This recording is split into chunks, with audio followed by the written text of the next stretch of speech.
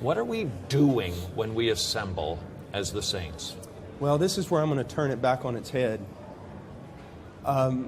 In most churches in America, if I walked in, I wouldn't know what they were doing, to be honest with you, because we have left behind the doctrine of sola scriptura in the church.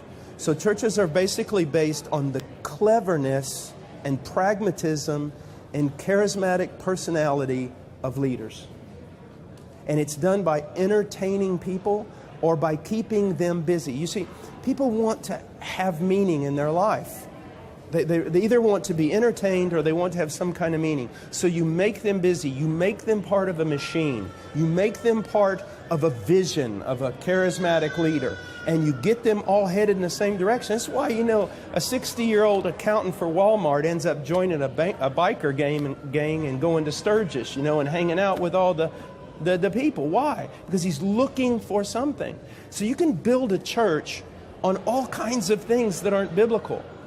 And that is the great problem. A lot of the excuses that are happening today, there is no excuse, but they're founded upon the fact that pastors do not fear God and are not managing God's bride according to the dictates He's given them. Furthermore, a lot of pastors are building their own kingdoms on the bones of unconverted church members. So that's why we've got the mess.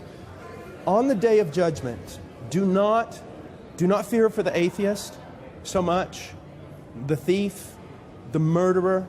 If you want to be afraid for someone on the day of judgment, be afraid for those who carried the title pastor. Let me give you an example. I gave this example last night. Let's say that a king had a bride. He loved her. He dressed her in white. She was pure and precious to him. And the people admired her for her virtue, for her merit. And the king has to go on a long journey. And so he tells his steward, he calls his steward in and he says, here are the directions, and you are to care for my bride. You do not deviate from this, not one jot or tittle. And when I come back, you'll be rewarded. Or I'll come back and you will be severely punished. Keep this book, these instructions with regard to her.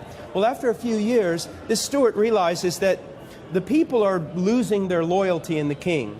And they're no longer concerned about the bride because, well, she's just prudish. She's old-fashioned. So he takes her and takes off her beautiful white garment and replaces it with something really sensual. Paints her face like a prostitute and then marches her up and down the kingdom and uses this new look to attract carnal men back into the kingdom. When that king comes back, there are no words to describe what he will do to that steward. And when Jesus Christ comes back, there are no words to describe what he will do to many of these men who call themselves pastors, who have done to his bride exactly what the steward did in that parable I just told.